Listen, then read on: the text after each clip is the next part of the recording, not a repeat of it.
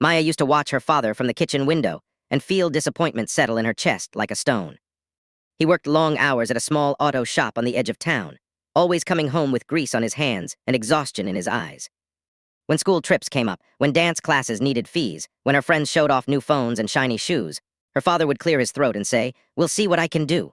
To Maya, "we'll see" sounded like no effort. Her mother had passed when she was young, and the house often felt quiet, too quiet.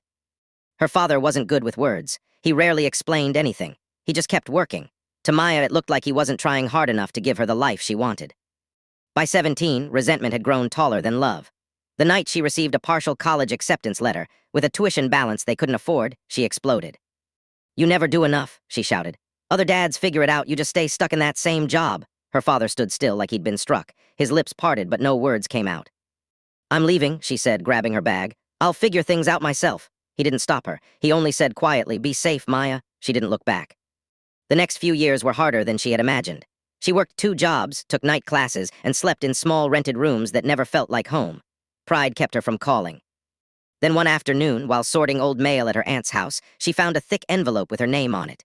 It had been opened before. Inside were documents, loan applications, scholarship appeals, and letters from her father to different foundations. "I am willing to take on extra shifts. I can offer collateral. My daughter deserves this opportunity." There were also medical bills. Her breath caught. Her aunt sighed softly. "He didn't want you to know he had heart trouble. Been working double shifts to pay your application fees and hospital bills." The room spun. "He sold his truck," her aunt added, "the one your mom gave him. So you could have that deposit for school." Maya remembered the day the truck disappeared. She had accused him of being irresponsible. The guilt arrived like a wave, heavy, drowning, undeniable. All those nights she thought he wasn't doing enough, he had been doing everything.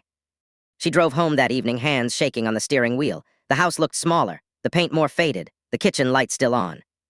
Her father sat at the table, reading glasses low on his nose. He looked older, thinner. When he saw her, he froze. "I found the letters," she whispered. Silence stretched between them, filled with years of distance. "I thought you didn't care," she said, tears spilling freely now.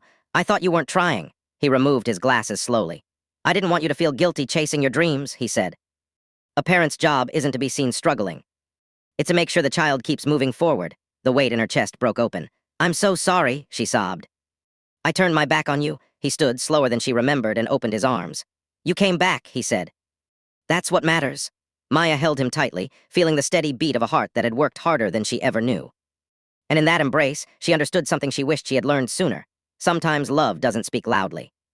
Sometimes it works quietly in the dark, sacrificing everything and asking for nothing in return.